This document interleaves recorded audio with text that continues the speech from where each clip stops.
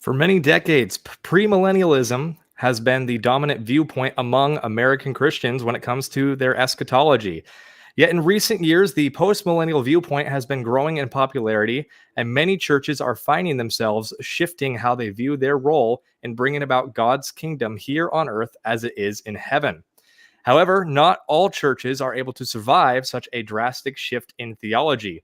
On this episode of Forge and Anvil, we will discuss how postmillennialism destroyed a church plant and caused its members to uproot from the city of origin. If you've ever considered starting a church plant or are hoping to join one, we hope today's conversation will challenge you to avoid a kamikaze strategy and instead will cause you to look and think deeper about how you can implement the Great Commission in your neighborhood. Welcome to Forge and Anvil, where we hammer out uncomfortable conversations about culture, theology, and politics to sharpen ourselves for the race set before us. My name is Connor. I am host of this podcast. I am a husband and a father and an overall lover of Christ. So I am usually joined by my co-host, Michael Aper. He has to take several nights off pretty frequently due to his busy schedule at seminary. But tonight, it is not seminary that's kept him away. Unfortunately, it is the flu. So be praying for Michael and his household as they get over the sickness. But I am joined by my guest, Joshua Haymes. So Joshua, go ahead and tell our audience who you are and what you do. Yeah, so as you just said, my name is Joshua Haymes, and I am currently serving at Pilgrim Hill Reformed Fellowship. We made the move from Los Angeles, California. We made the move in January, landed here in the Nashville area in May, and I am full-time with the church and full-time trying to start a Christian media company called The Forge, which back there, all right, The Forge, and our mission is to equip the saints with tools and weapons to build, defend, and expand the new Christendom. And we hope to eventually get into documentaries and filmmaking. For now, we're doing podcasting, and we're going to be publishing some books.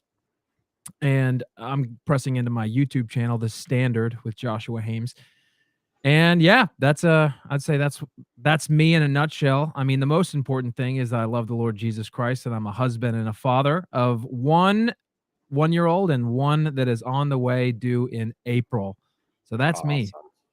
Well, congratulations on the new addition to the family. That's wonderful. We're definitely a big fan of big families. And welcome to the show. And we'll definitely unpack a lot of what you talked about and more of your story. But before we get started, for you listening, be sure to check out last week's episode that we did with Andrew Isker, aka Boniface Option. It was an awesome conversation about chopping down the idols of our modern day. So be sure to check that out if you haven't already. Please like and share this video to boost us in the algorithms. Follow us on Twitter at Forge and A for additional content and updates on the show. And share this video. And we are live on YouTube, Rumble, and X or Twitter, whatever you prefer. So feel free to repost the stream. It really does help us out. And if you're wanting to be a part of the conversation, jump over to Rumble or YouTube to join in the chats. And we may just answer your questions and read some of your comments out loud as it pertains to our conversation. But either way, we're glad to have you here. So yeah, Joshua, let's go ahead and get right into it. So you have a pinned tweet that is kind of what initially caught my attention when it comes to your content creation that you've been putting out on X, talking all about how postmillennialism destroyed your church plant. So go ahead and start from the beginning and tell us a little bit about that story and take your time. Yeah. So let's see. The very beginning would be I really started following Christ when I was 18, when I got to college. And I say I really started following Christ. I'm actually still trying to figure out how my new Paedo-Baptistic convictions fit in with the way I used to tell that story, is that I got saved at 18, and now I don't exactly know what to say. But I know that I did start really following Christ and started to love him and love his word at 18 when I got to college. And at that point, I started going to a little church plant, a little Acts 29 church plant that really just revolutionized the way I understood the church and my walk with Christ. And the pastor, Chad Davis, took me under his mentorship. And I lived with him for a while, and I went through several church planting residencies, and he kind of spoke into me and spoke into my life and discipled me. And I really got a love for the church and a desire for church planting. I remember um, I was very evangelistic in college and did a lot of ministry with international students. I roomed with an international student named Leo. He was from Germany. And I kept bringing him to church, and he said to me, if churches were like this everywhere, everyone would want to go to church all the time. And I was like, you know what? You're right. And so I remember that's kind of when I was like, I want to take this to places that need it. And Mm. so I really was inspired by really my love for the church and some experiences I had in college, and then I was poured into by some in the Acts 29 church planting world. It's all about church planting, right? And so raising up the next generation of church planters. And so, like I said, I went through these residencies and was reading a lot of Tim Keller, reading In the City, for the City, and Center Church, and then let's see, all the books in that genre, basically. And I don't know if you're familiar with Soma, but we were very influenced by the Soma. It's a non-denominational church planting network that kind of overlaps with Acts 29. So we got really influenced by Soma, and I went through a Soma residency and went to go basically got sent out from my church at how old was I? I think I was 23. I was 23. I was sent out from my home church in Mississippi to plant a church in Los Angeles, California. Like I said, reading all these books In the City, for the City, we had this view of taking the city for Jesus, but not really taking the city, more like being a faithful witness in the city. And I was really inspired by Tim Keller talked about how we lost the culture in a lot of ways in our country because Christians fled the cities, and so the solution then is for Christians to come back to the cities and be a faithful witness for Christ. And I was really inspired by that, and I gathered a core team, and we moved out from our little town in Mississippi to Los Angeles, California. We landed there, and we embedded ourselves in a local Soma church, which was also Acts 29, and we served there and just made it a point to learn the city, learn the culture. We were there for about 3 years. Me and about 25 people moved out from Mississippi. Mm. And and so as we're learning and growing and getting excited, we eventually, the elders of this church put us through this elder process, and they say we're qualified, and they give us a pat on the butt and send us out to go plant our church in Venice, California, which was just a few miles down from the sending church that we had embedded ourselves in. And so we launched March 1st, 2020. So pro tip for any aspiring church planters, maybe avoid 2 weeks before a global pandemic. Yeah, solid advice. Yeah. So we planted it, first Sunday was awesome. I basically preached a Tim Keller sermon, and we had like 85 people. People were excited. We were excited. And then we had another Sunday. It was similar. And we were meeting at a local rec center in Venice. And then week 3 was COVID and lockdowns in the middle of California, Los Angeles. It was bananas. And so really 2020 for me and many other people serves as kind of this fulcrum moment for a lot of people. I know it was for me. What I call it is the Reformation red pill. Mm. Basically, we became many people many guys like me, we're young guys. We're looking to leaders to guide us on our journey. For me, it was guys like David Platt, Matt Chandler, Tim Keller, Francis Chan, the young, restless, reformed spokespeople. And we were looking at these guys, and then 2020 hits, and it really revealed what Vodi Bakum called the fault lines that existed in the evangelical world. What I mean by that is there were divides underneath the surface that no one saw until the pressure cooker of 2020 heated everything up and revealed the fault lines that were underneath the surface. And those fault lines really were around things like critical race theory, like our understanding of um, basically cultural Marxism. There was all these leaders that I had been following for a long time, and all of a sudden I see they're posting black squares and they're inviting their people to go march with Black Lives Matter, but still mandating that they wear the mask or don't gather in person. And we were trying to sort these things out. We're young 20 somethings who are planting this church in Los Angeles. By the way, for anyone who is listening, I now believe way too young and inexperienced. And how old did you say? Could you repeat that? I was 27. 27. 27 Wow. years old. And yeah, my other two elders were 27 years old. And I had the only baby in our church plant. And Wow. yeah, but I mean, that's the culture in the church planting world. Just the uncharitable way to say it is that we're pimping out our youth. We're taking young men who have a lot of energy, a lot of excitement for Christ, and we're just, yeah, like I said, we're pimping them out. We're saying, yeah, go do it. Just giving them a pat on the butt, and untrained, untested. I was working out my doctrine of God in my first year as a pastor. I could have. I say that, I could have articulated the Trinity. I couldn't have told you what the economic Trinity versus the ontological Trinity was at that point. See, like I said, I was working out my doctrine of God my first year of church planting.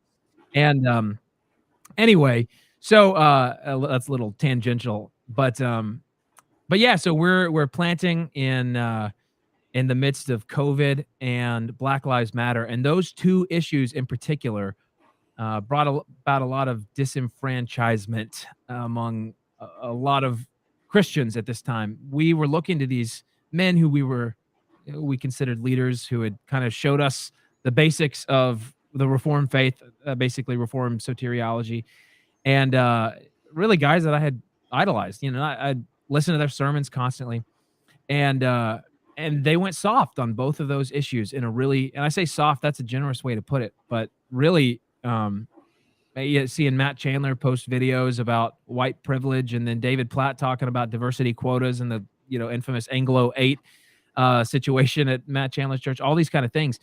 And I don't say that to disparage them. I say that I do pray that they would repent publicly, because them allowing that seed of cultural Marxism into their church, they're not going to become progressive Christians, those guys.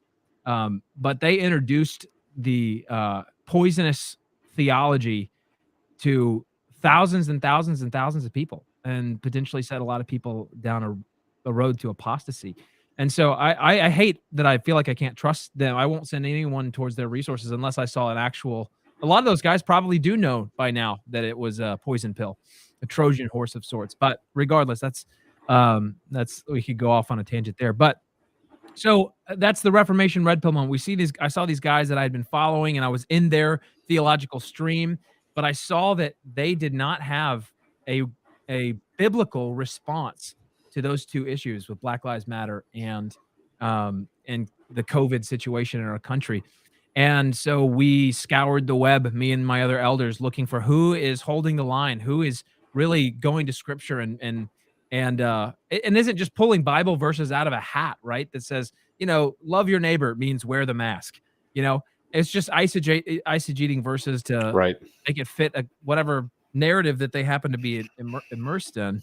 And we saw that there was a corner of men who were holding the line, and it was what I'm calling dark roast Reformed fellas. And so I called myself Reformed, and it's like Princess Bride. You keep using that word. I don't think it means what you think it means. And so whenever I realized, there's more to Reformed theology than Calvinistic soteriology, and so what I call dark roast Reformed is Calvinistic, confessional, and covenantal. And those guys who kind of, and it's painting with a broad brush here, but I'm talking Right. about guys like, out of Moscow, of course, you've got Bodie Bacham in the Reformed Baptist world, along with Yep. James White and all these other guys who I look up to and respect a ton. I saw that they were holding the line, Right. and they they weren't just pulling Bible verses out of a hat. In particular, what really I think was one of the moments, my big red Reformation red pill moments, was coming to understand the doctrine of sphere sovereignty and how that applied to the COVID response. Mm. There's a reason why Moscow Doug and them at Christchurch were doing psalm sings out in public with no masks. It wasn't just to be a nuisance. They were doing it with a theological framework that was guiding their missiological activity, right? They had a tradition and generations who had thought through these issues, and so they knew how to respond. And that was so huge for me, seeing that, hey, these guys aren't just making it up as they go. They've got a theological framework that helped them to know exactly what to do in this situation. That's why all these CREC churches, they call it the COVID bump. How many families did you guys get in the COVID bump? Anyway, so we see these guys, we take the Reformation red pill. We want what they have. So really we begin the journey of reforming our church over the next year or so. And Okay. and then we So, just start. so real quick, I want to pause there because you've thrown out a lot of different terms, and we have a wide ranging audience, everything from pastors and theologians and guys that just like to read John Calvin, all the way to to people that it's their first time being introduced to the faith through our podcast. So I want to just maybe unpack a couple of those things that you mentioned there. So first of all, you mentioned sphere sovereignty and how that was really impactful to you during the COVID crisis. In fact, actually, maybe before we unpack the sphere sovereignty, I first actually wanted to ask you, why did the CRT push in churches not capture you? What do you think it was that kept you and your church plant grounded, and you didn't sway with that giant black square phenomenon that we saw in 2020? That's a really good question. I've thought about it some because I was friendly to that kind of stuff. I when I was in college, I started getting introduced to that way of thinking, that kind of theology, and there are kernels of truth in it on the Christian side of things. The idea. I remember really trying to understand white privilege and trying to understand, like, okay, is there truth in this? Is it this all lies? What's going on? And really, it was reading. By the grace of God, I think just getting introduced to the right resources at the right time. But there was something in me that it didn't sit quite right. I would hear my friends, the same people who were talking about their minority friends' experiences and how those differ and how that means that white people have privilege. I was tracking with them, but then I started to notice that a lot of these Christians were also they were apologists for voting Democrat too. And I remember having a conversation in college with a guy who was kind of taking me down that road, and he was saying, you can't just be a one issue voter, like abortion. There's more to life, than abortion. And I was kind of like, okay, yeah, but it's also a genocide, and Yeah. we were talking about that. And I remember seeing these kind of, I guess I began to see that there was, the people that were beginning to talk about diversity and the importance of diversity and how diversity is our strength and, all this kind of stuff, that they were also beginning to be like apologists for left-wing politics. Right. And I just was really uncomfortable with that. I considered myself more politically neutral at the time.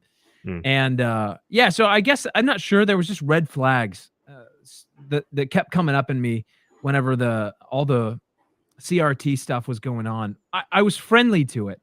And even at the beginning, I think I'm so glad they're not on the internet. My old sermons, whenever I was first planting the church, I think that those would have been a little squishy and a little CRT friendly on accident Mm, before I had language for everything. right. But yeah, but so I think I just got introduced to the right resources at the right time. But it was also just the people that were going that route. I was beginning to see other fruit that looked gross. And I was like, this seems like it's connected. Okay. And so I guess that was part of the red flag in me. It's hard to say for sure though. Yeah. Yeah, I would say I had a similar experience. It's really easy to be bullied into the idea of uh, acknowledging your white privilege as a form of Christian kindness that that Yes. really is so damaging. Because to your point, I mean, I similarly had many individuals talking about why I had white privilege. And I was always raised very conservative, but we're talking like Fox News conservative, Right. meaning it was just kind of surface level. My parents just voted Republican. I always heard, we just vote for the lesser of the two evils, yada yada. There wasn't a lot of deep involvement in the political realm. Right. And nowadays I'm more informed than most, and it can be frustrating in its own right.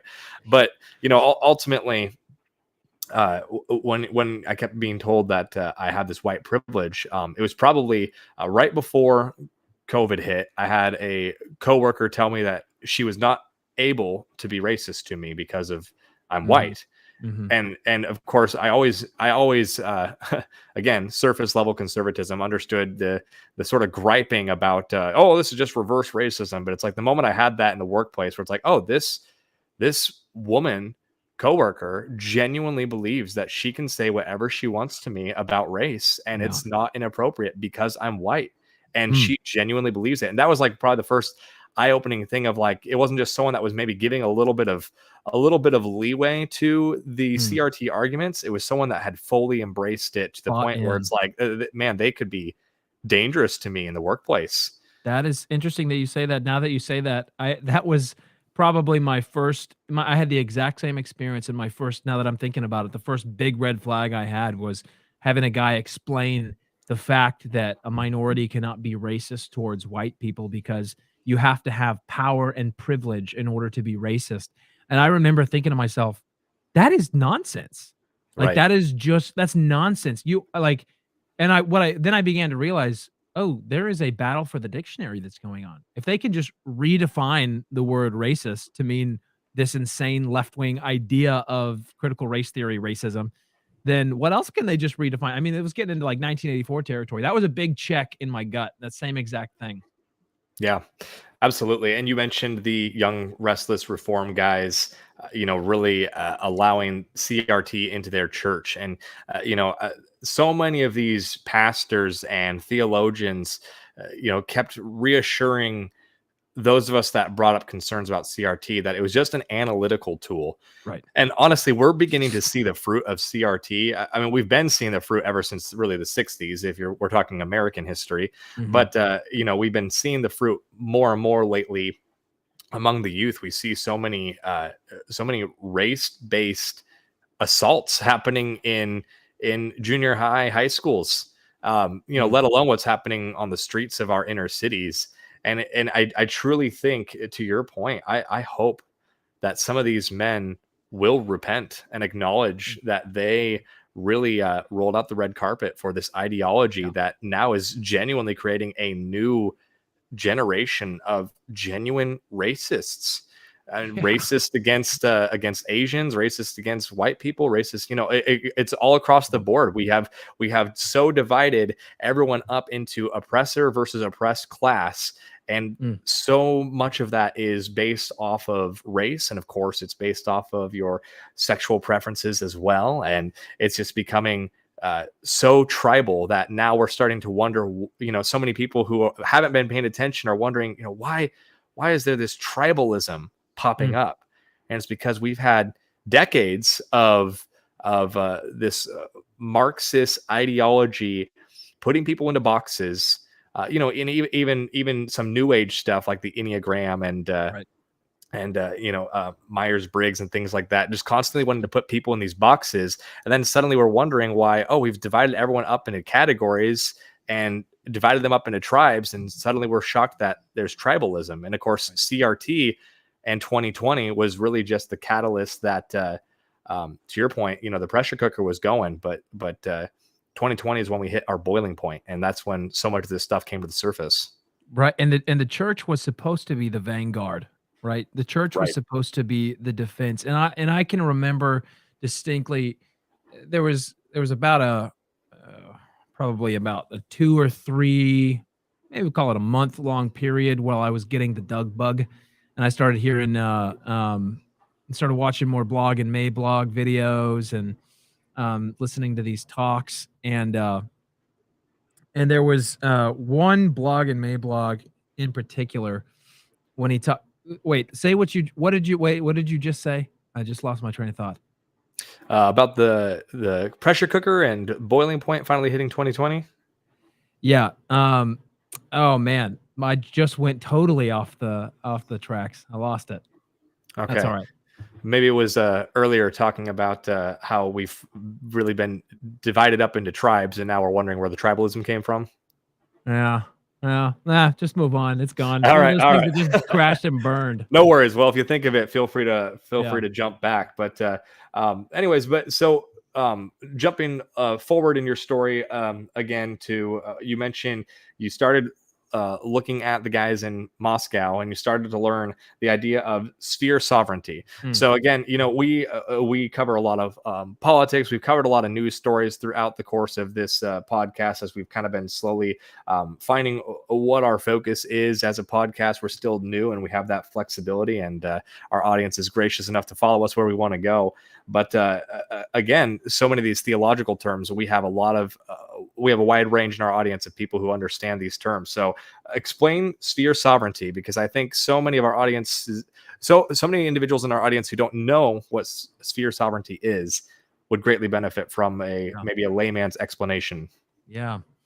So really, it was distilled in the works of Abraham Kuyper, and if you want to go find, you can look on YouTube, or you can buy his book, Lectures on Calvinism. He goes into it there, and among other places.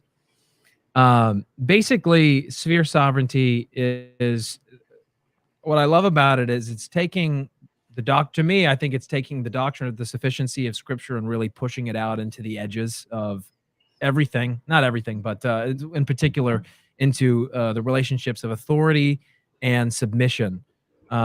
And how God has made an ordered world that has authority and submission top to bottom. And the doctrine of sphere sovereignty breaks up the three main governments that God has instituted, namely the government of the family, the church, and the civil magistrate. And what really blew my mind was coming to the other big Reformation red pill, side note, is for me in 2020 was getting back, really discovering the doctrine of the sufficiency of Scripture for all of faith and life. How my question, and what I told all the people in my church plant, was constantly ask the question, what does the Bible say about that? And because the Bible doesn't speak about everything, but it speaks to everything. And on that note, as it relates to the doctrine of sphere sovereignty, the Bible tells us what the government's role is and what the boundaries of its authority are. And when I discovered that, it was this, that Tim and Eric meme. It just, like, my mind was blown. I was so excited about it because I realized this was why Moscow had the response that they did. But so basically, you divide the Bible gives the boundaries of authority and submission between the church, the family, and the state. And the family's head is the father, and the wife submits to the husband. Children submit to both the wife and the husband. And he is the head of his home. He is the governing authority of his home. So that's the home. And then you've got the church, and that's biblically qualified elders. They are the authority over all those who are members of that church, all those who are in submission to their eldership. And particularly, if you want to, the thing that helped me to remember this. Well, then we've got the government. Let's just go there. Then you've got the civil magistrate, and we all submit to the civil magistrate. But we take Romans 13 and 1 Peter 2, and we see that what the role of the civil magistrate is to punish evil and praise good. And we see in Romans 13 that God has given the sword to the civil magistrate to punish evil. That means capital punishment. That also just means to protect its citizenry from wickedness. So the civil magistrate is given the authority by God to punish evil and praise good, not to do good. Doing good is the realm of the church and the family. And so when the government begins to overstep its bounds, it cannot do good very well because its weapon, its tool that God has given it is the sword. So the government has been given a sword. This is a good way to remember it. The government has been given a sword. The family, the husband, the father has been given the rod of discipline, and the church has been given the keys of the kingdom. So you've got the sword, the rod, and the keys of the kingdom. And for those of you who are unfamiliar, the keys of the kingdom refers to church discipline and excommunication. And the elders of a church, that is one of their primary responsibilities. And so God is the one who tells us what the boundaries of those authority are. For example, if I say I have 2 kids and we say, you know what, I think that's all the kids we're going to have. And if my pastor came to me and said, you know what, no, I think you need to have more kids. And in fact, you're going to be under church discipline if you don't have more kids. So what would be going on there is that the church would be overstepping its bounds of authority. And I do not have a responsibility to obey my pastor in that, because that is not his sphere of sovereignty. Right. I am the husband of my home. And so I decide that. Now, if I was in legitimate sin for my reasoning or something like that, that's a kind of a different realm. My pastor has to determine whether or not I'm in legitimate sin against God's word, and he disciplines accordingly.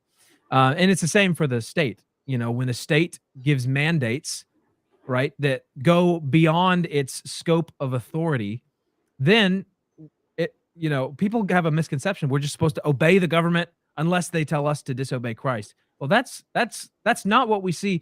I mean, the guy who wrote Romans and in 1 Peter, both of them were killed as enemies of the state.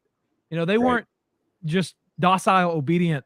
So anyway, all that to say, when they go beyond the bounds of their authority, then Christians may have a responsibility to disobey, because civil tyranny ends up being really bad for your neighbor, right? Right. So if we stand up against tyranny when the government is overstepping its bounds of authority and leaning towards a tyrannical, tyranny doesn't lead to good things. And so I make the case that it's very much not loving your neighbor to just sit back and let the government become tyrannical. So, Christians really have to weigh out, and it's not cut and dry. We have to really apply wisdom. We've got to be steeped in the word of God and in the Proverbs, and apply wisdom on when is the right time to civilly disobey the government when it's overstepping its bounds of authority. So that's kind of in a nutshell the doctrine of sphere sovereignty. Thank you for that. I think that'll be very beneficial to our audience. So you were noticing these crazy guys up in Moscow, and understanding sphere sovereignty, and you said that you saw them doing these hymn sings in spite of lockdown orders. So go ahead and pick up your story from there. Yeah, so we were seeing that, and honestly getting really inspired, because that's whenever I remember I preached on the doctrine of sphere sovereignty. I think it was Easter Sunday, because we were just walking through 1 Peter, and it just so happened that it was on a government, the passage where he speaks to the government. So I ended up preaching on that on Easter Sunday. And man, that was a big moment in my Reformation red pill journey. I'm seeing these guys out in Moscow and seeing the fruit of these dark roast reformed guys. And so like I said, we began reforming and weeding out our little church plant, right? We had about 35 people who stuck with us through the lockdowns and everything. And we actually began pretty quickly. We started doing the online thing for a few weeks, but then pretty quickly we started meeting outside in sunny California. We never missed a Sunday. We met outside at the park in Venice for two years. And yeah, we never missed a Sunday too. Until it just never rained out or anything. Kind of crazy. But so we start taking our church through this Reformation process, and we start adding liturgical elements. We become convicted that we want to add some liturgical elements, and then me and my co-pastor start a degree program at Westminster. So we're getting into the deep dive into Reformed theology there. And really our disposition changed in a big way. And so when I say we began to weed out our little church, that's what I mean. We went from a winsome church, I personally prided myself on being one of the cool Christians. I liked that. I liked people going like, "Oh, I really don't like Christians, but you're one of the good ones." Like I don't know. I considered myself very winsome. I was, personable. And so whenever we planted our church, we were planting a very winsome church. And what I mean by that is really just, I wouldn't say super intentionally, but kind of avoiding difficult topics in favor of preaching a lot of grace, preaching a lot of come as you are. And yeah, Jesus is going to change you. But we're about the journey. And, we were very authentic in our preaching. There's a whole move in this kind of winsome preaching where the preachers are just using the Sunday pulpit as their confessional, where they're like laying out, I don't know, it's like this obsession with authenticity to the point where it's like, man, I'm such a sinner. It's like, okay, dude, why are we following you? Right. I know, I get we all are, but anyway, that's kind of the model. It really bought into the cultural values of like authenticity and that kind of thing. So whenever we changed, and so the way I've come to talk about it is we were this winsome church, and we went from aiming at winsomeness to cultural reformation. And before I can really say why, this gets into the eschatological discussion, because that's what made the shift for us. As we're reforming, we're seeing these guys out in Moscow and going through this Reformation process. We're preaching through the book of Daniel at that time. And all three of us, within a span of a month, we studied it for about 7 months. But within the span of a month, we all, it's almost like the kindling was all there and the fire just burned up, and we're like, we're Postmill. We studied it, and we read the Three Views books and studied the arguments back and forth, and we were Amill, and we ended up at Postmill right at the exact same time that Dr. James White became Postmill too. So I was like, man, if this guy who hasn't changed a major theological position in decades, became Postmill, there's something to this. So about the same time as that. And so for anyone who's wondering what that basically means in practice is that we view the end times, instead of viewing the end times as inevitably getting worse or staying the same, like a status quo, or inevitably getting worse until Christ comes and raptures his people out. We believe that it's actually the reverse, that the mustard seed of the kingdom was planted in Christ, and that it is growing all throughout history. As Jesus said, the kingdom of heaven is like leaven, and a little bit of leaven that leavens the whole loaf. We believe that the whole loaf will be leavened, that the kingdom of heaven will grow to be the biggest tree in the garden, and that ultimately Christ returns, instead of to a world of chaos, that he returns to a Christianized world. And we believe that that's an inevitability. And when you believe that, it changes everything. At first, the illustration I gave in my little article was, it's like when you drop food coloring in water, and at first it's just this kind of cool little amorphous, shape. But then once you stir it all in, it changes the color of everything. And that's what postmillennialism was. At first we were like, this is awesome. Whoa, heaven is going to be way more full than hell. Oh my gosh, this is Mhm. awesome new. We just, like, I think Doug Wilson says, whenever he became Calvinist, it was like, oh, this is so hard, man. It's like so humbling. And then he became Paedo Baptist. It was like, this is really difficult, this difficult decision. But then the post mill decision was like, wee. Yeah. That's what it was like for us. So it was so fun. And then we had this uh-oh moment when we were like, oh my gosh, our whole model is to be winsome because we're trying to appeal to the culture instead of creating culture, right? Mhm.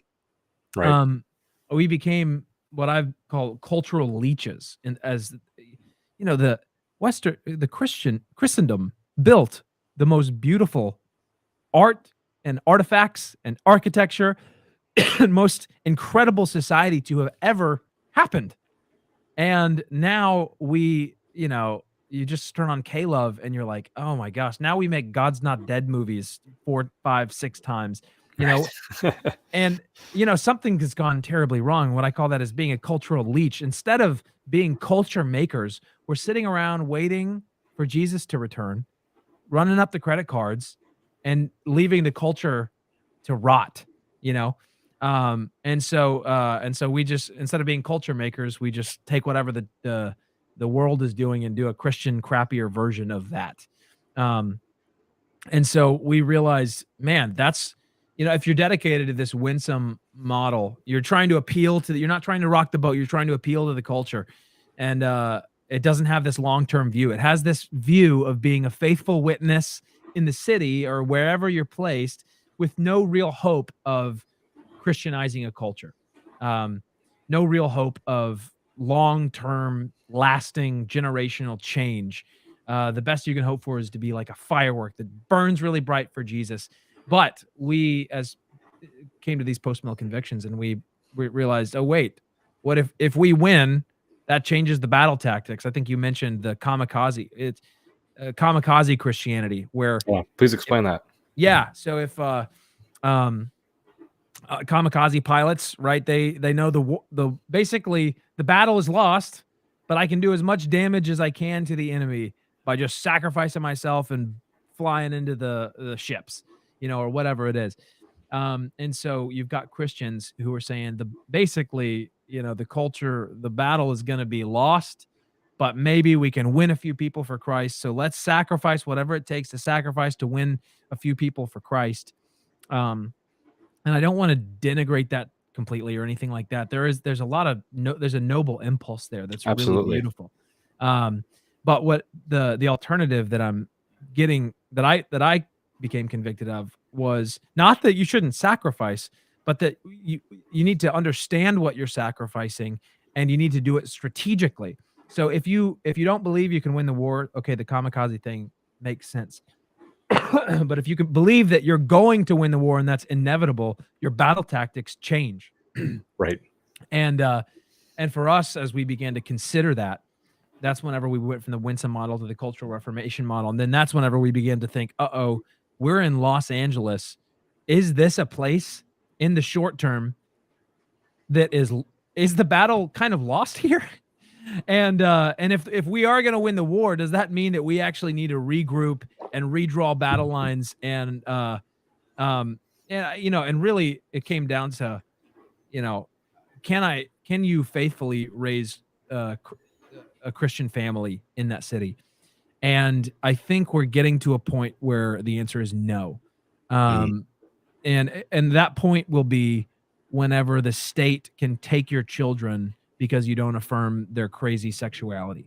Which is currently in the works, folks. Yeah, it is. And at that point, I say that if you are a Christian in the city in California and you have kids, I say if you have kids, I think you have a Christian duty to get out. And I think that we will rethink the way we understand places like California from a Christian perspective. They will become almost, I think they already are.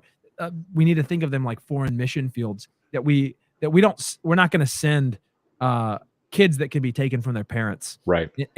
into that. Or if we do, if missionaries do that, they know what they're getting into, they know what they're risking, and even still, I don't know about that. So anyway, it becomes you think about it completely differently. You think, okay, well, we're going to win the war. What do we need? Where do we need to go now to make the greatest impact for generations to come? So we ended up deciding to close down the church plant, and that was for all of those reasons. But really, we were really wondering, can we make this work? Can we do this? Should we try? Should we God's brought us here. When do we throw in the towel? When is it right? And we went to go visit a CREC presbytery. They invited us to come observe a CREC presbytery meeting.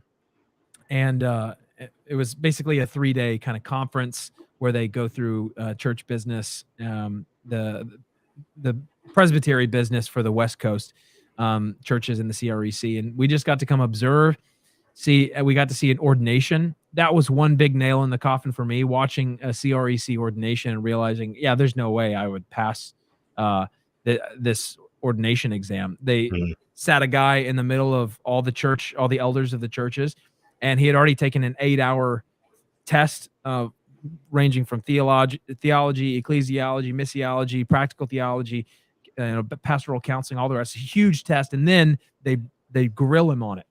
And so he sat there and was grilled for an hour on his answers. And I remember thinking, my elder process was a joke. It was a joke, And so that was a big nail in the coffin for me. I was like, gee whiz, no wonder I've been having imposter syndrome.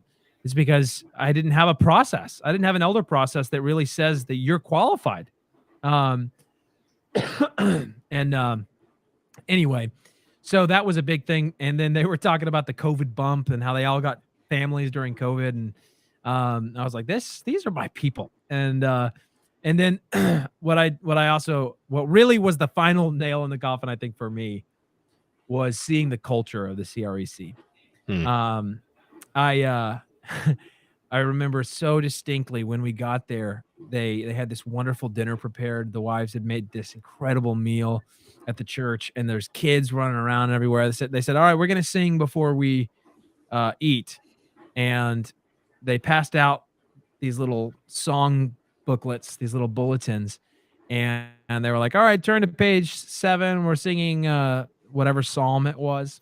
And a guy got on the piano. And I'm like, oh, we're doing worship. Well, where's the projector? Like, where's the guy with the guitar? What are we doing here? And then he got on the piano, and then I heard the most electric, masculine singing that it was these incredibly difficult songs. Like, I couldn't even follow hardly, but even the little kids were just singing along with all their hearts. So excited to be there. So excited to be worshiping, praising the Lord with psalms. And at the end of the singing, there was just this kind of bone shaking amen that everyone, and I was like, this is it. This is the kind of culture that I want for my family. This is the kind of culture that I want for my church, but I can't give it to them. I have not been trained to plant this kind of church. So for me, that was the moment where I said, nah, I can't do this. We got to shut this down. So we shut it down. And yeah, and then if you want to touch on anything that I've said from there, we can take a pause from my monologue. Yeah, well, I thought that was great, and your story is definitely an interesting one. And I think the thing that really stands out to me is the ordination process that you mentioned. I mean, I really do think that we need better discipleship among churches. My wife and I finally attend a church that has a decent amount of that, and we both have our own interesting theological backgrounds and kind of the different churches that we attended. We moved for college, so that naturally means when you go to a Christian college, you try out a bunch of different churches as well. So I can only list a couple that I had any lengthy attendance at, but I can list probably a few dozen that I at least had a couple of visits to, and minor involvement here and there. And this is probably one of the first churches that has a pretty good discipleship model, and it's a Baptist church. We're still part of the SBC, but that that was greatly important to us because, unfortunately, I grew up thinking I was called into ministry, Mm. and I think I'm called to minister for sure. And I definitely think that there will be a time that I may take on a vocational role again Mm. in a church. My undergraduate was actually in worship arts. In fact, I'm not even sure if I've mentioned that on the podcast before, but I did go to school to be a worship pastor. Mm. Now, my program was a great program in many ways, but it was a brand new program. And the big flaw that they had was I had about 15 classes a semester, and about 11 of those were either 0 credit or 1 credit Oh my performance-based God. classes for music. So I Wow. was constantly just learning music and performing music and constantly focusing in on Mm. the technical aspect of Sunday mornings that I was not able to focus on my theology courses nearly as much as I wanted to. Mm. So for my theology courses, it was like, just do your best to pass it, because you got to focus on so many things in my program. And I believe they've changed that actually since then, because it was such a new program. I think I was the second graduating class What from the school was program. this? This would have been Grand Canyon University. Okay. Okay. That's where I originally did my schooling, and how I got there was a whole story in itself that we don't have time for. But either way, I really I heard so many of these theological concepts in my college days, but I don't want to blame the school and say that the school did a bad job with their theology courses, because to be honest, I really just couldn't tell you. For me, it was just my program in particular that they immediately changed when they saw it wasn't working. So I want to give Mm. that school credit. I don't want to put down, a university that may be raising up wonderful leaders. Mm. But for my part, I could not focus on the theology as well as I wanted to. Mm. So, from there, my wife and I graduate, we get married, we decide to stay in Arizona. That's where the school was. I'm originally from the Northwest area. And so, we've kind of been all over. She's originally from California. So now we're living in Arizona and going to a non-denominational church that, again, had a lot of great things going for it. I'm going to say it was a biblical church. But there was there was a admirable emphasis on excellence within their worship service. Mm. And I say admirable because we really should want to have excellence in everything that we do as a church. Yeah. And it's similar to what you mentioned when you were at the CREC, and you listened to them worship and you saw the congregation worship. That excellence drew you to that church. So there's nothing wrong with having an excellent worship service. When it comes to the discipleship programs in the church, there was a lot lacking there. There was Mm. not a very sparse small group culture.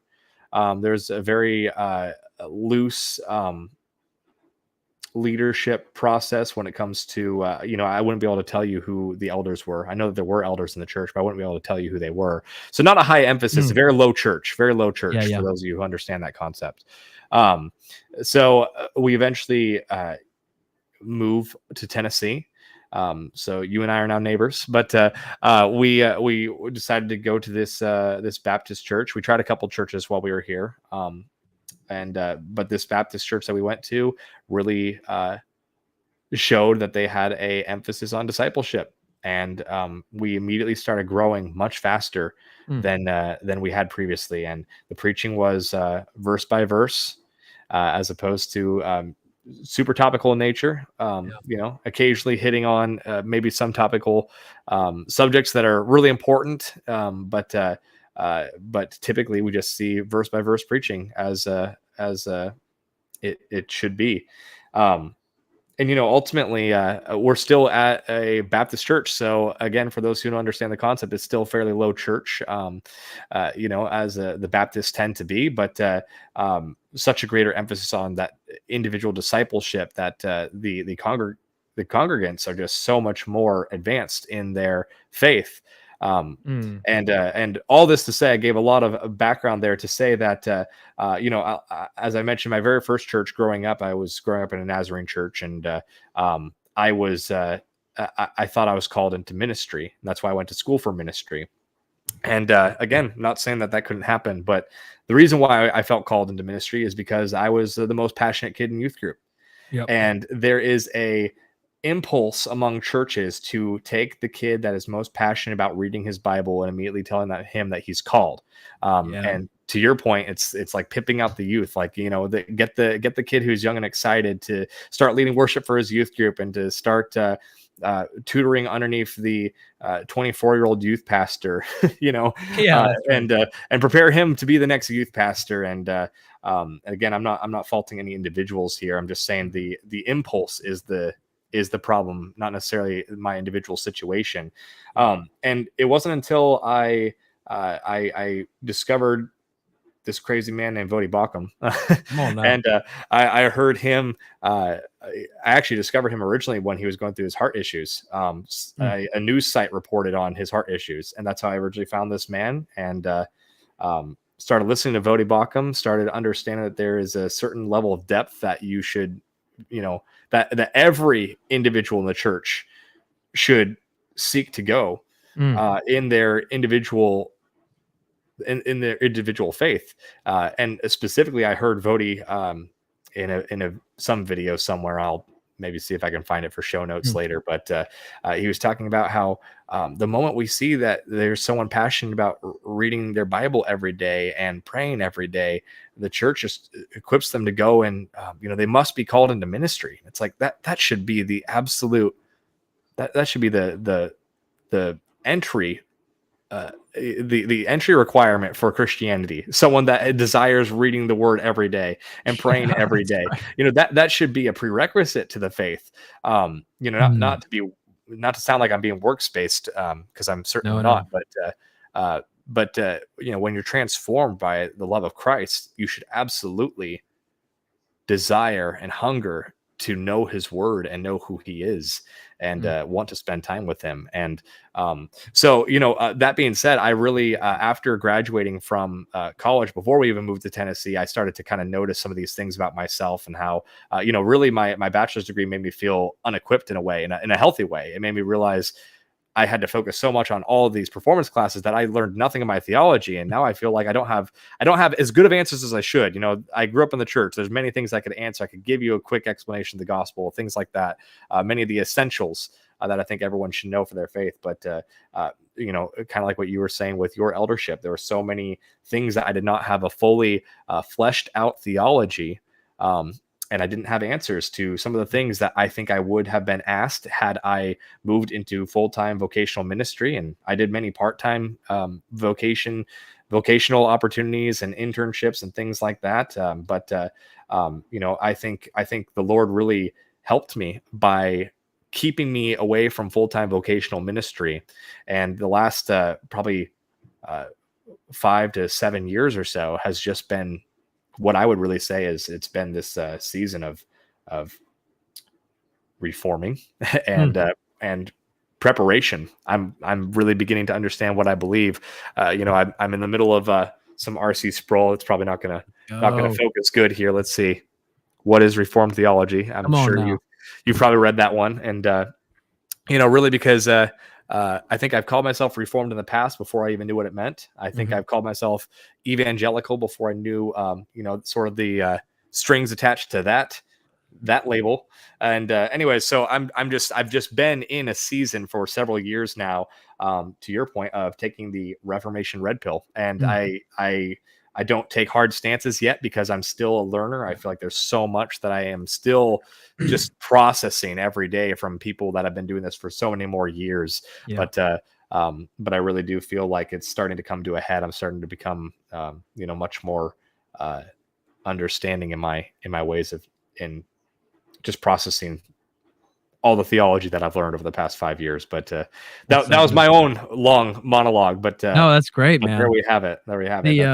That reminds me. So I think one aha moment that I had over the last few years in this Reformation red pill journey was the distinction between the kingdom and the church. For some people, it may be obvious. For me, whenever I came to learn this specifically in the teaching of Dr. Joe Boot. Hmm. It really kind of blew my mind because he lays out, and I don't know, maybe it is obvious and I just missed it, but the idea that biblically speaking, the kingdom and the church are distinct categories, and there's overlap. But the kingdom is the rule and reign of Christ that was established at his coming, the gospel of the kingdom.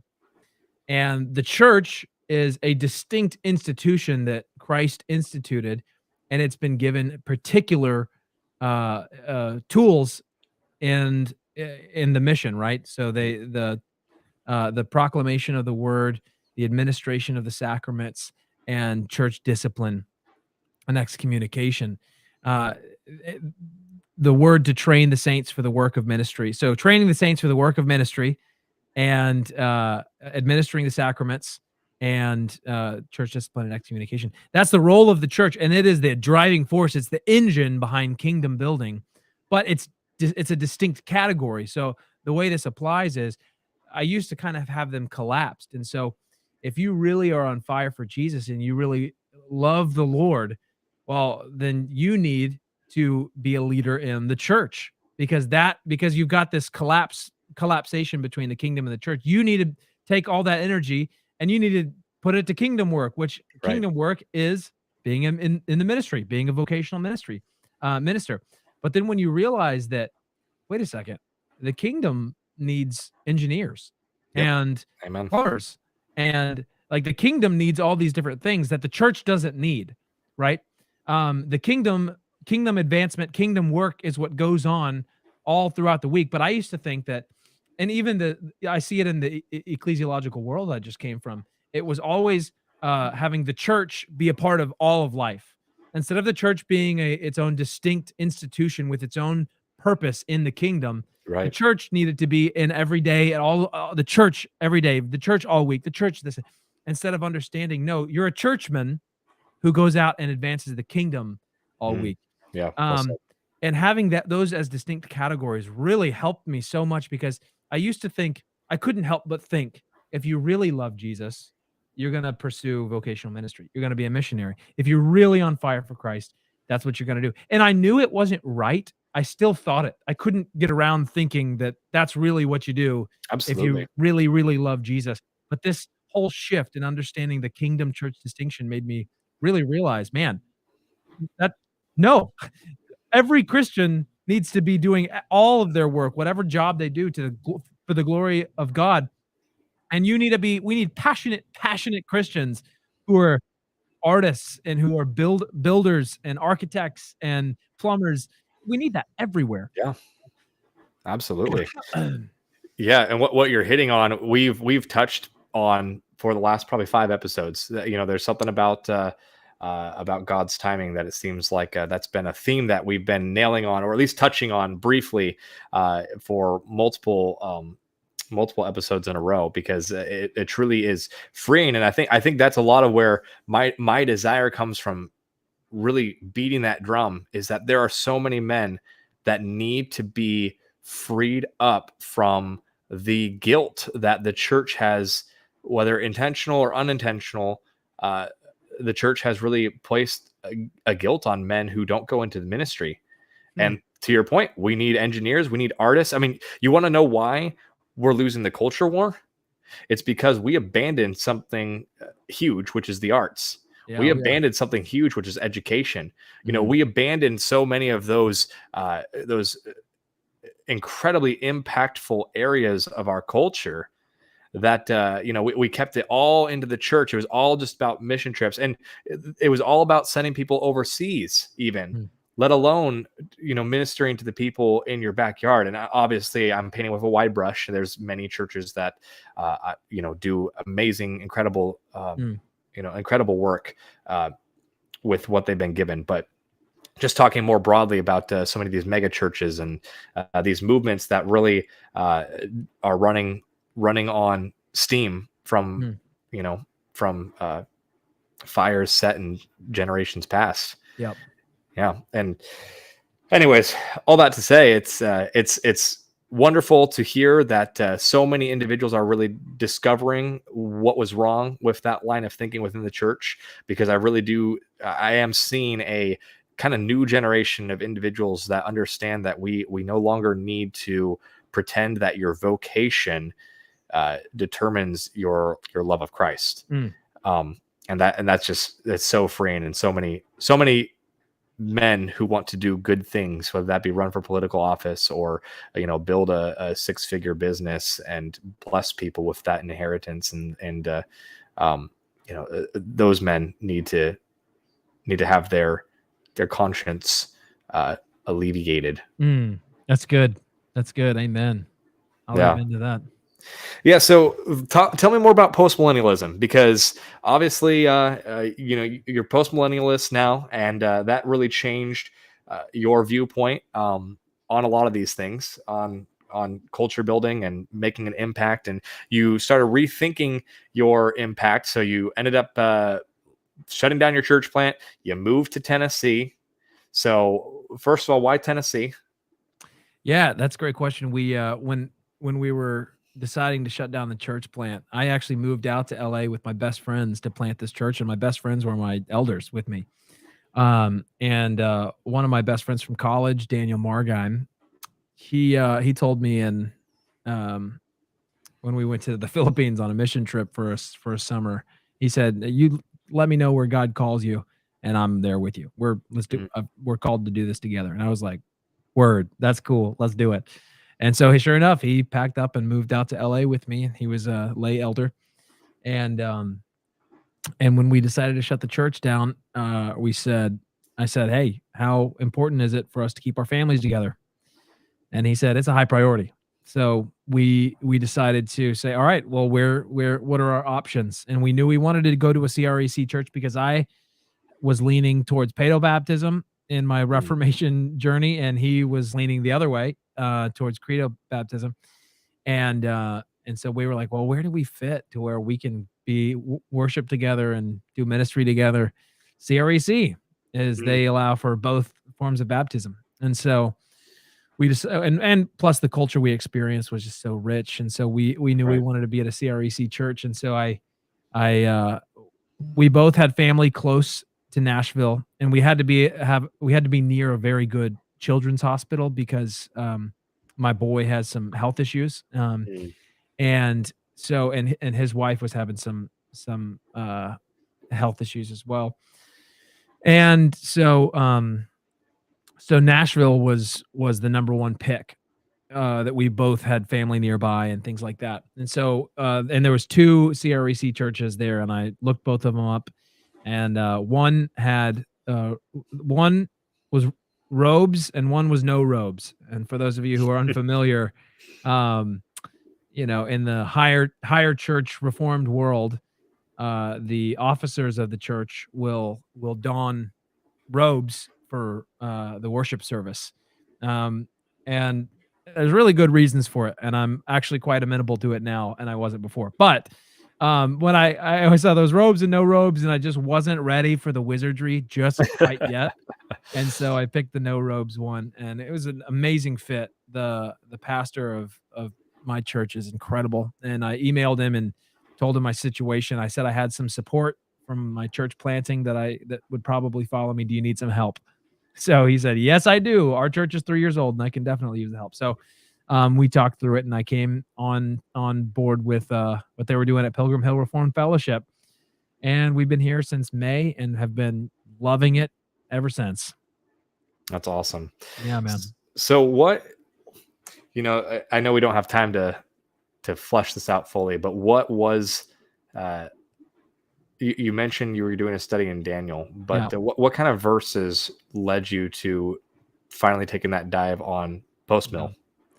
Um. So it was for me. There were two particular passages. It was really seeing the general direction and becoming convinced of the narrative of Scripture, Mm. beginning with Abraham receiving the promise from God that your descendants will be like sand on the seashore and stars in the sky. And none of those metaphors seem to indicate minority or small or anything like that. Whereas I was kind of came up to believe that hell would be really way more full than heaven, and that most people will go to hell. But I hear these promises of sand and stars, and all the families of the earth will be blessed. And I just think that doesn't sit right with me. And so, but that's just kind of a gut feeling, you know. And then so I start to see this general narrative of scripture seeming to point towards something more glorious than a struggle till the end of time, where the church is just a faithful witness.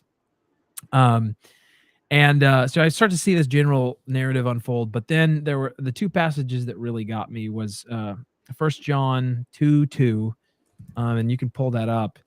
It's talking about how Christ is the propitiation, not for us only, but also for the sins of the whole world. He is a propitiation for our sins, not for ours only, but also for the sins of the world. Now, for those of you in the audience who are Calvinists, we believe in the doctrine of, some call it limited atonement. Others, R.C. Sproul has called it, and I like this one better, definite atonement, which means that Christ, when he was crucified, he died and was the propitiation for his elect and not for the non-elect. So in what sense, if you're a Calvinist, can this verse, in what sense can Christ have been the propitiation for the sins of the whole world? What could that mean? And so I realized, and I was studying, I heard Doug Wilson give a great talk on this, but you either have to obliterate the meaning of world or the meaning of propitiation. It's the only way. There's no consistent way to see. So what I mean by that is you have to either say that he is the propitiation for the whole world, means that he provided a way of salvation for the whole world. But if you're Calvinist, that position is excluded to you. Right. You can't. And so on the other side, you have to demolish the meaning of world. You have to say that when it says that he was the propitiation for the whole world, that has to then mean, well, not the whole world. What that really means is the elect. But I can't, how can you get to that, right? So it would be disingenuous if I said to you, you know, there was a fireworks show last night at the park in Hendersonville, and the whole town was there. Now, if I said that and then cut scene and it was just me and my family, you'd be like, "What are you talking about, dude?" Like, the whole town was not there. Right. So that would be disingenuous. I would just be a lie. You know, that wouldn't even be the truth. So, but if it wasn't just me and my family, but everybody who's anybody, it was packed. The whole park was filled out. The whole park was there, or the whole town was there. You can say that in a way that is meaningful, that makes sense, but it doesn't mean that every man, woman, and child was there. And I'll give you a scriptural evidence for this as well. I cannot remember the passage off the top of my head. It was when it says all of Judea went out to see John the Baptist. I can't remember the passage. But it just as an example of the Bible using terms naturally and not literally, not woodenly, but naturally. So when it says that all of Judea went out to go see John the Baptist, well, we don't need to believe that every man, woman, and child in Judea went out to see John the Baptist. What the author is getting at is that most of the town, it was a thing. Everyone was going. It was the big thing. It was the move.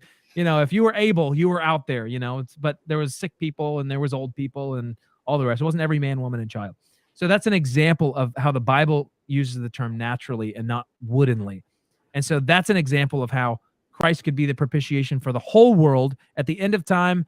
Do we believe that every man, woman, and child, when Christ returns, is going to be a Christian? No, but by and large, the majority of the world is Christianized. It doesn't have to be every man, woman, and child, but it is most of the world.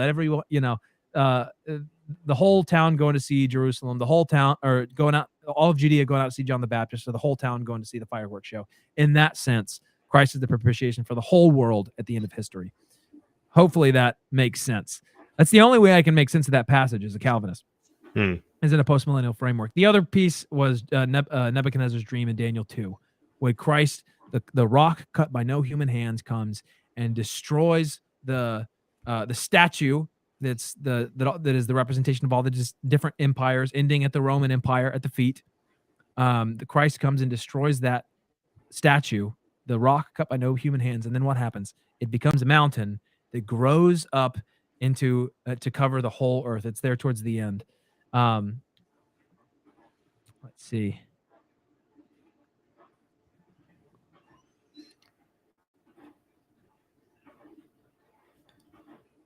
It is verse 40, I think 45, either 34 or 45.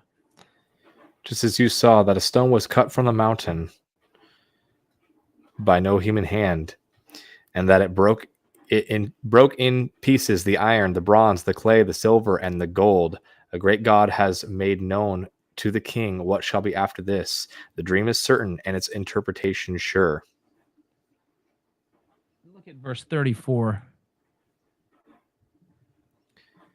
So verse 34, as you looked, a stone was cut out by no human hand, and it struck the image on its feet of iron and clay and broke them into pieces. Let's see. And then what does it say? That became the whole mountain. Then the iron, the clay, the bronze, the silver, and the gold all together were broken in pieces and became like the chaff of the summer threshing floors, and the wind carried them away so that not a trace of them could be found. But the stone that struck the image became a great mountain and filled the whole earth. There it is. That was one for me, where I realized, oh yeah, this Christ that came and destroyed the empires of man, his empire takes over the whole earth. So those are two of my big verses, along with the general narrative of Scripture. And simultaneously, I'm reading books about partial preterism. I mean, that's the key. You've got what is your interpretive framework for Revelation, and if you're post-mill, it's well. We don't have time to get into it, but it's also the Olivet Discourse was another big kind of moment for me whenever I realized that that postmillennialism makes the most sense of the Olivet Discourse as well. He says that this generation will not pass away till these things have come to pass. And C.S. Lewis actually called that the most embarrassing verse in the Bible, I think, because he couldn't wrap his mind around it, but it makes perfect sense if it's referring to the passing of the Judaic aeon into the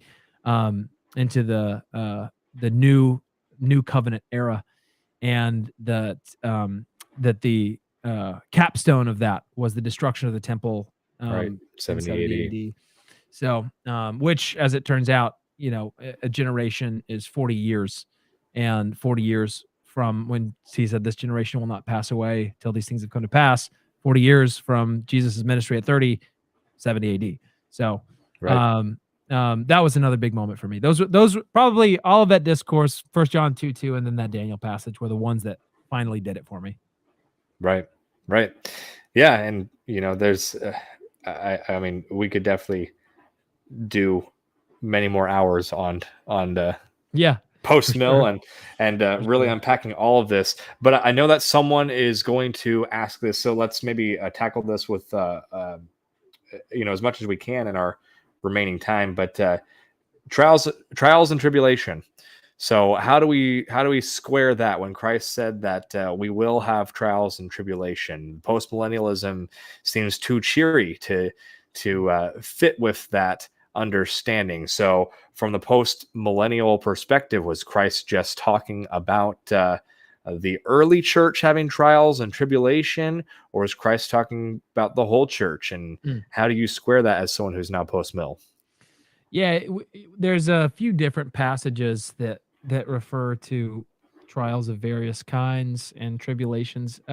Tribulation, that word in that passage, probably the one you're referring to being the Olivet Discourse. A lot of those, I believe most of those, actually refer to 70 AD. And the fulfillment of the prophecy of the destruction of the temple. And so I take a preterist or a partial preterist view of Revelation. So all that stuff in Revelation, virtually all of it, is referring to, in my opinion, to what's going on in 70 AD. Um, and so there's those passages to me refer to the early church, but then there are other passages that do refer to difficulty and trials, and so the way I've heard this talked about by Ken Gentry, who's a great post-mill resource. Studied him a lot. He's a great resource for this. Him and of course old Dougie Dubs talking about this, is that trials and tribulation, they can be relative, right? You've got martyrs being, killed for their faith, but then you've got real difficulty that the believer faces every day when it comes to the challenge to trust Christ and not worship idols, not fall into anxiety, not be, tempted towards, even in our, incredibly affluent Christian country, well, at least more and more post-Christian now, but at least we're not being, having any kind of real persecution. We face actual trials that Christ cares about, that are difficult for us, and that we have to crucify the flesh every day with its desires, and that will bring about trials in our lives. And so there's a relative aspect to it, that and without getting into seeing the actual passages involved, I think that makes sense of a lot of them, in my opinion. Yeah. I've mentioned before, but I'm still a bit undecided on the eschatology aspect. But one of the things that's definitely a great testimony for postmillennialists is that there are many postmillennialist individuals among the sort of Christian creator realm that they're really living life like they believe it. Yeah. They're having large families, they're starting Christian businesses, they're building new institutions, they're actually planting deep roots, which is what ultimately how your story ends. You guys shut down the church plant so that you can do something more realistic. You couldn't afford to have children in LA, so you moved somewhere where you could. You couldn't afford to start a business in such a high regulated state, and so you moved somewhere where you could. You couldn't actually create institutions, put down roots, and in your circumstance, join an institution that was already established that could teach you, so that you can actually be better equipped than you were by your initial Acts 29 sending church. You needed those things in order to actually live out the post-mill lifestyle of believing that you are setting down roots. You are the wise man that are leaving an inheritance to your children and your children's children. That's probably the biggest testimony that so many of these post-mill guys have. Now, there's always exceptions to that, and there's always going to be the individual that because they think that we win down here, they're sitting on their butt doing nothing. Yeah. But I think it's much more common in my anecdotal experience to see individuals who believe that everything's going down the tubes all the way until Christ comes. We're just waiting for maybe the rapture, or we're just sitting around because Jesus is coming back on Thursday, and the culture is meant to get this bad, so why bother fixing it? The house is meant to fall apart, so why should I get up and patch the foundation or replace the shutters when the church is meant to fall apart? And it's like, well, that's a self-defeating prophecy, first of all. But but beyond that, it's just more common to see that with the premillennial kind of viewpoint. But for me, I'm still undecided about that, and there are guys like Vodi Bakum that don't believe in postmillennialism, that is living as though he does, and that's what we talked about last episode. Michael and I both try very hard to live like we believe that postmillennialism is true, meaning we are trying to put down roots, and we are Mm. trying to build and leave an inheritance to our children and our children's children. And that's ultimately what I think every believer needs to do, regardless of your eschatology. Mm. I think that it's important. I like to have these conversations because, to me, I didn't even hear about these different viewpoints in eschatology until I went to college. Mm. I believe that premillennialism was just the assumed viewpoint of all Right. Christians because it is the dominant one in America. Mm. It's not the dominant one historically, but in America it is. But that being said, I think it's honestly really important to have these conversations because there are many individuals that probably will not join the church because of what we call loser theology, Mhm. meaning we lose down here, and why bother? And because of that, we see apathy among our church leaders, and it doesn't paint a attractive vision for people to join. And it's not that we want to be seeker sensitive and only be worrying about painting a vision that will reach unbelievers, but I'm just saying in general, there are Christians even that don't like going to church because they feel like their church has this ho-hum attitude of doom and gloom, and no one's painting a positive vision of the future. But postmillennialism really does paint that positive future. So to me, if a couple of individuals decide to fully embrace the church and embrace Christ as Lord of their lives, because postmillennialism is sort of an attractive introduction to Christianity. I'd rather more people know about postmillennialism than not. Yeah. Just decide for yourself what eschatology stance you want to take. Mm. But if postmillennialism is a positive picture for you and gives you some hope for the future in a time that black pills are everywhere, hopefully it can be some refreshing a refreshing viewpoint that maybe you hadn't heard before. And maybe you'll become post-mill and you'll join a CREC church, and you'll have 12 kids and build the new Christendom that way after being inspired by our conversation tonight. Come on now. But yeah, I mean, anything to add to that? No, me and my two elders are going to be recording an episode on postmillennialism for our Reformation Red Pill podcast coming up. So you Perfect. can be on the lookout for that. Our goal is to steelman opposing views as best we can, and then give our biblical reasoning for why we hold to. So I have this Reformation Red Pill journey mapped out. So we'll cover, postmillennialism, confessionalism, baptism, ministry philosophy on tone, winsomeness, cultural reformation, things like that. So, so that'll be coming out. We've already shot a couple of episodes, and that'll be coming soon. So for anyone who's interested to get our take on that, you can look for those. Perfect. Well, where can people go to find you? You, of course, mentioned the titles of your podcast, but what's your social media handles, and where should people be on the lookout to make sure that they don't miss these upcoming episodes? Yeah, so Haymes_Joshua at X, formerly known as Twitter. That's where I'm most active. I'm really pressing into YouTube. That's a space that I really want to make Reformed theology, this dark roast Reformed theology, accessible to the next generation, the Gen Z kind of punchy edits and fast, kind of take things topical and for our little short attention spans.